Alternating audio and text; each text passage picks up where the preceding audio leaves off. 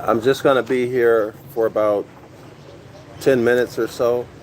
Hey, I want to let you guys know, scholars, that at approximately 11:15, I'm going to begin the lecture on the crucifixion of Christ. So make sure you're there. Make sure you contact those people who you care about. Hold on. Make sure you contact the people that you care about and let them know that they should tune in. Okay? Because you cannot and you have not gotten this information at any point and at any time in your entire life unless you follow the presentations that I did a year and a half or 2 years ago on the Devil's Pulpit. Okay? I can assure you, you can search all of YouTube and you will not find the information I'm going to share with you out of the Devil's Pulpit. And it has no doctrine in it. There's no doctrine.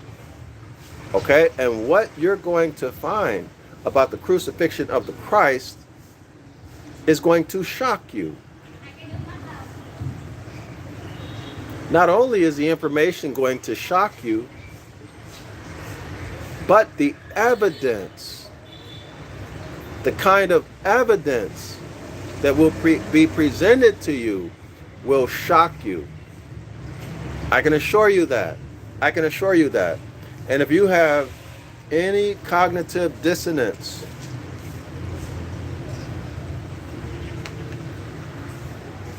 if you have any cognitive dissonance or have had any cognitive, meaning if you have any fear, apprehension, so on and so forth, I mean, only you know you. Try to put it in the closet, put it on the shelf, try to endure it while you go through the lecture on the crucifixion of the Christ. All right, so let me just give you some of the topics that we're going to talk about. Now, I have often said to you, speaking from the Devil's Pulpit, that we know from the grammar that Christ was not crucified. Christ was let go. He escaped. And we know that from the grammar. So I'm going to show that grammar. Hopefully I'll be able to do it today.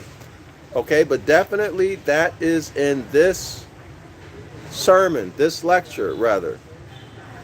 You'll get that information. Hopefully I can get around to it today. But you're also going to get a totally different perspective of the events associated with the crucifixion of the Christ. You're going to get a different perspective than what you've ever gotten before concerning Pilate, what Pilate said and what he did.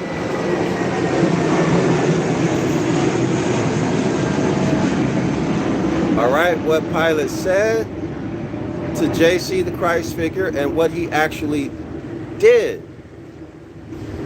And then the logic associated with that. All right, y'all? Also what you're going to get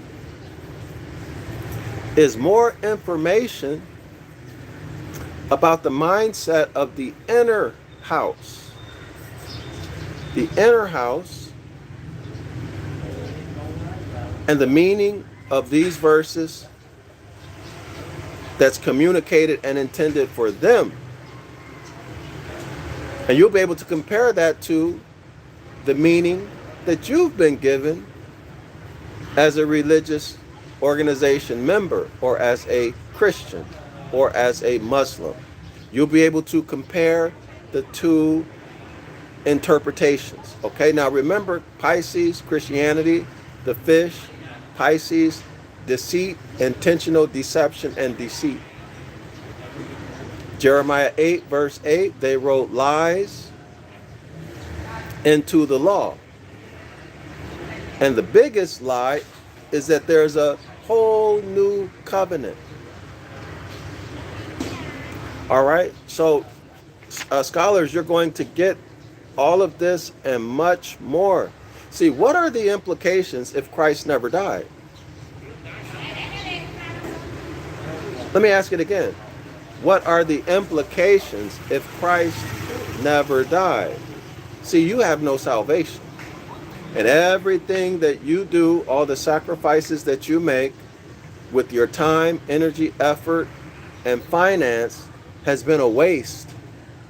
And you spent the last 5, 10, 15, 20, 30, 40, 50, 60, 70, 80 years of your life giving up your time, energy, and effort for a lie. A lifelong fool. All right?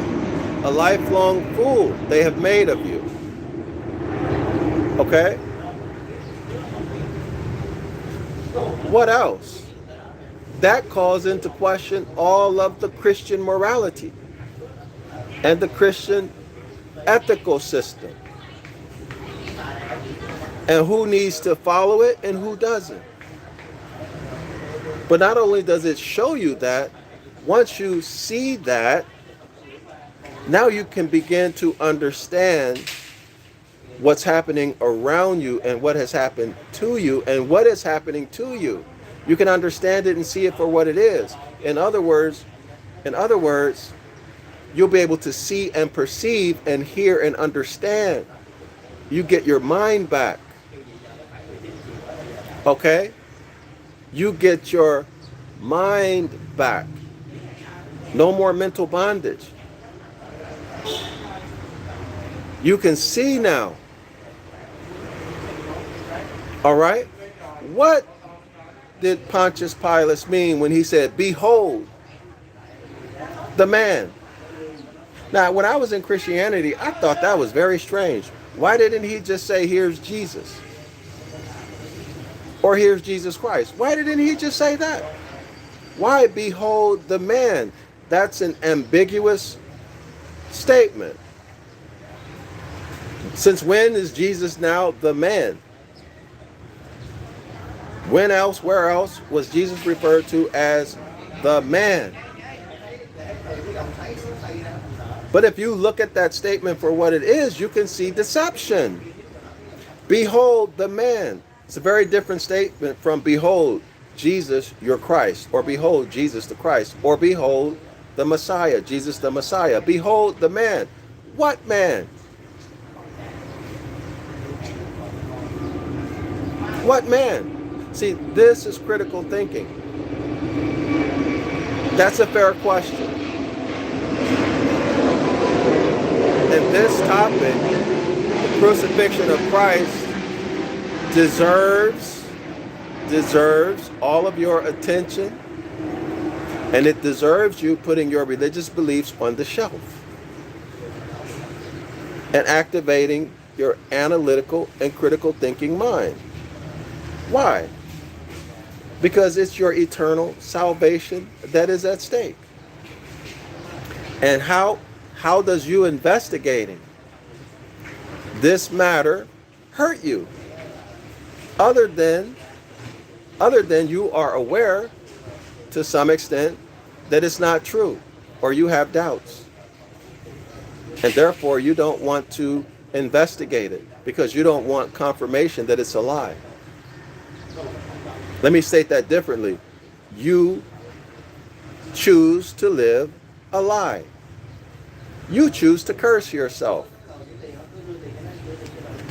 Now, there's so much more, but I have to go. This is all I can say now. I have an appointment. All right, so y'all make sure that you are there. I'll be back in about an hour and 45 minutes. All right, make sure that you show up. Call your loved ones, your friends, your kinfolk, and tell them to tune in, because I can assure you, that you will not see this information anywhere else on YouTube or anywhere else unless you pick up this book and read it. All right? And the reading is very difficult. Okay, so this is rare, valuable, life-saving information that you're going to get. Life-saving meaning transmuting yourself from a civilly dead state to being fully alive. Islam to all the Moors and Shalawama.